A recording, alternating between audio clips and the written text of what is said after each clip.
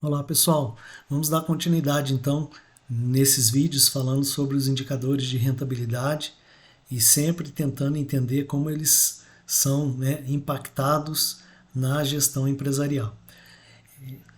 No vídeo anterior nós falamos do ROI e do ROIC e agora nesse vídeo nós vamos falar do ROA e do ROI. Então começando aqui pelo indicador ROA, é o retorno sobre os ativos, Return on Assets. Ele na verdade é uma medida de como os ativos, bens e direitos que a empresa tem são capazes de produzir resultados com o processo, o andamento do dia a dia da empresa. Na verdade, o ROA ele é um indicador que mede a eficiência de alocação de ativos dentro de uma empresa. O ROA, então, ele é medido por essa fórmula aqui, que vocês estão vendo, onde nós temos no numerador o resultado operacional e no denominador o ativo total médio. Então, o que é o resultado operacional? O resultado operacional é a receita, tudo aquilo que a empresa vendeu, menos os custos e despesas operacionais, ou seja, a receita menos tudo aquilo que foi gasto para que a empresa pudesse produzir seus produtos e serviços. E no denominador, o ativo total médio, ele é, na verdade, a média aritmética de 2 anos consecutivos, dos ativos totais de 2 anos consecutivos.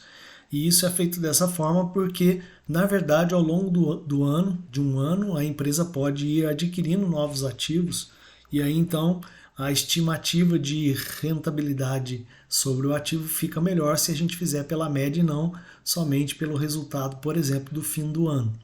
E é importante mostrar que quanto mais eficiente for o uso dos ativos que uma empresa adquiriu, melhor vai ser a rentabilidade medida pelo ROA. Ou seja, no final das contas, o ROA mede a capacidade da gestão de escolher ativos rentáveis para o tipo de negócio que a empresa executa. É importante também mostrar que quando as decisões são assertivas na escolha dos ativos, a empresa consegue gerenciar muito bem o seu processo de produção, o seu processo de venda, os produtos que ela que ela fabrica, que ela produz e que ela comercializa, também pode ser os serviços, isso vai aumentar a rentabilidade medida pelo ROA. E para a gente pegar um exemplo real, suponhamos que seja uma empresa do setor de alimentos e a gente tem as seguintes informações a respeito dessa empresa. A receita líquida de vendas no exercício, num ano, foi de 120 mil, ela tem custos de 80 mil e ela tem despesas operacionais de 10 mil. Então, nesse caso, o resultado operacional antes do financeiro é de 30 mil. Se a gente supor que, nesse caso, a empresa, em 2 anos consecutivos, tivesse o ativo total de 200 mil no ano de 2021 e 220 mil no ano de 2022, o ativo total médio é 210 mil.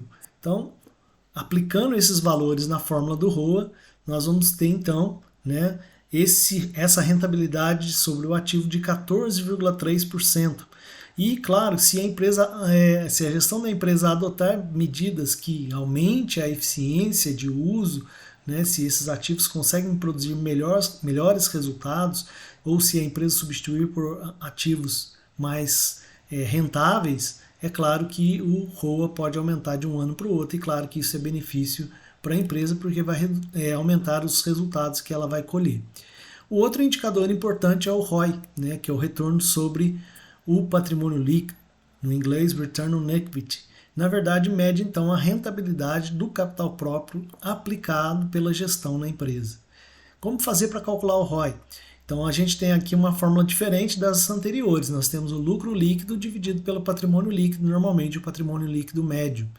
Nesse caso, então, diferentemente do resultado operacional, o lucro líquido é o resultado das vendas, das receitas que a empresa tem, menos custos e despesas operacionais, mas também nós temos que descontar ali os resultados financeiros e os tributos que essa empresa pagou para chegar no lucro líquido. O patrimônio líquido médio, ele é retratado no balanço patrimonial, que é todo aquele dinheiro que pertence aos sócios que está na empresa, e a gente pode fazer a média de 2 anos consecutivos também. É importante observar que sempre que o ROI de uma empresa cresce, Significa que a gestão dessa empresa está sendo competente para alocar de forma, né, ideal, né, os ativos dessa empresa e aumentar a rentabilidade do dinheiro que os sócios colocaram nessa empresa. E também é importante mostrar que o ROI ele pode aumentar conforme a empresa tem alavancagem financeira. Como que isso pode acontecer? Se a empresa tem, né, capital próprio aplicado no seu negócio, mas ela consegue buscar, né, capitais de terceiros, empréstimos e financiamentos a uma taxa de juros menor do que a rentabilidade do próprio negócio, isso vai fazer com que o ROI cresça nos anos seguintes. Para a gente ver então um exemplo, né, real de cálculo do ROI, vamos imaginar aqui uma empresa do setor de eletrônicos e nós temos esse extrato aqui da DRE. A empresa vendeu 140 mil, tem custos de 70 mil e despesas operacionais de 20 mil. Ela então obtém um resultado operacional de 50 mil. Vejam que agora, nesse caso do ROI, como nós precisamos do lucro líquido, nós temos que descontar as despesas financeiras, nesse exemplo 5 mil. Então o resultado antes do imposto de renda foi de 45 mil. Imaginando então que o imposto de renda dessa empresa é de 20%, descontou lá 9 mil, que são os 20% de 45 mil, finalmente o lucro líquido dessa empresa deu 36 mil. Então, com esses dados e com o patrimônio líquido médio, imaginando que ele seja de 145 mil, 2 anos consecutivos, é a média aritmética simples, a gente pode então aplicar na fórmula do ROI, 36 mil por 145 mil vezes 100, deu um ROI de 24,8%, que é uma rentabilidade bastante elevada.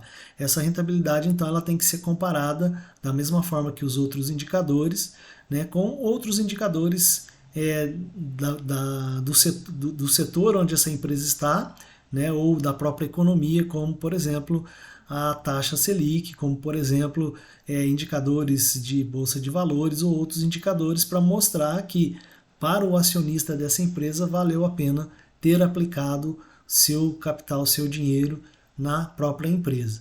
E aí, então, toda vez que a gestão da empresa quiser aumentar o ROI, os dois caminhos mais comuns é aumentar a margem de lucro. Isso pode ser feito aumentando o preço de venda do produto ou do serviço, ou reduzindo custos, tornando a empresa mais eficiente, ou ainda aumentando o giro, ou seja, conseguir aumentar a velocidade de vendas, né, e de receitas que entram no caixa dessa empresa. Então esses são os indicadores de rentabilidade, são muito importantes para a gestão da empresa, de qualquer empresa. Espero que vocês tenham gostado do vídeo. Clique aqui se você gostou, compartilhe. Não esqueça de assinar, né, de participar aqui do canal, de acompanhar os vídeos do canal, de se inscrever no canal e nos vemos numa próxima oportunidade. Muito obrigado e até a próxima.